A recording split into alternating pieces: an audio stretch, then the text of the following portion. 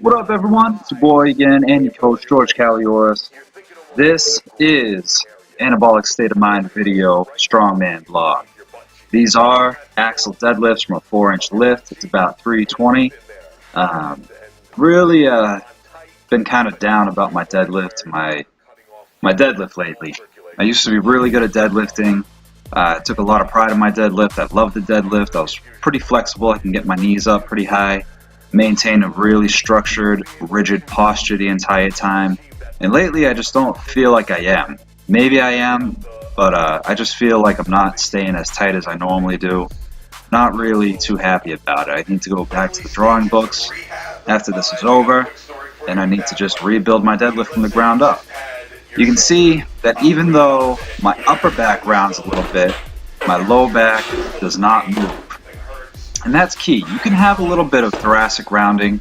It helps drop the arms into position a little bit, but you don't want any of that lumbar flexion, right? The main reason why I drop my shoulders is because my hip flexibility is not good.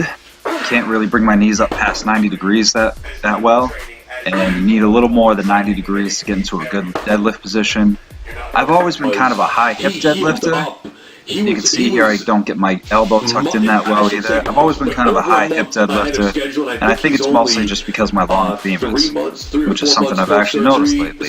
I got pretty long fucking femurs, so kind of get in my way, and I've maintained pretty good deadlift form otherwise. Pull the lats down, pull the shoulders down, squeeze the bar even if you got straps on. It'll help activate the muscles in your arms and your upper back. And otherwise, just push the floor away.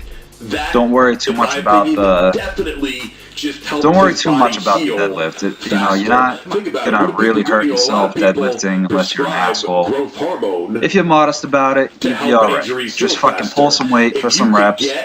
When you get tired, stop, and just fucking be a beast. Hit some deadlifts up, dude. Hit some deadlifts up, hit some squats up, rack pulls for a ton of reps, build your back up. Who cares? Just fucking pull something off the floor. What's more manly than just ripping some fucking weight off the floor? Besides maybe ripping like an anvil or a big ass stone off the floor. I don't know. But I love the deadlifts. I hammered it out for 3 sets of 10, or 3 sets of 8. I did some safety squat bar back extensions. Again, just trying to make my back stronger. Then I did some squats. No wraps, no belt, or nothing. It's only 205. It's awkward with the safety squat bar because it makes me squat straight down. It's something I'm not really good at. I like to sit back into my squats, as I'm sure you've all noticed, but when you're standing up straight, it gives you a different, like high bar, it gives you a different feeling. So, anyway, here's some core movements. This is a pallet press. Press the band or the cable straight out. Lock your arms. Not like that. Actually lock your arms out. Hold it for like a half a count. Bring it back in. Everything should be squared off. And then at the lock position, just rotate the hips, shoulder to shoulder, not over-exaggerating it. Come back to the starting position. These are stability ball pikes. Maintain a rigid, structured torso, straight legs. You can do this on a suspension trainer, sliders, stability ball. You can walk your toes in if you don't have any of those. Walk your toes out. But basically it's just trying to flex at the hips, not the spine, flex the hips, and then extend, and then these are knee tucks, so all you're doing is bringing your knees right under your chest, basically bringing you, without moving your upper body at all. I know it's a long video, guys, but this is my video and this is what it is. This is my bench. Felt like smashing on some bench because it was bench day, so 225. I kind of just felt like going fast on this day. I'm not looking for some serious bench training, just some overload.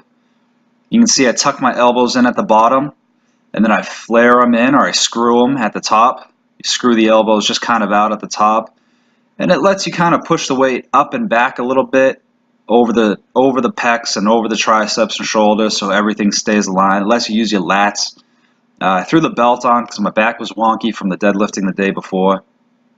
So I ended up hitting 235 for 3 sets of 6, and it moved pretty good. I probably just, stayed with the speed reps and done like 6 sets of 3 or something.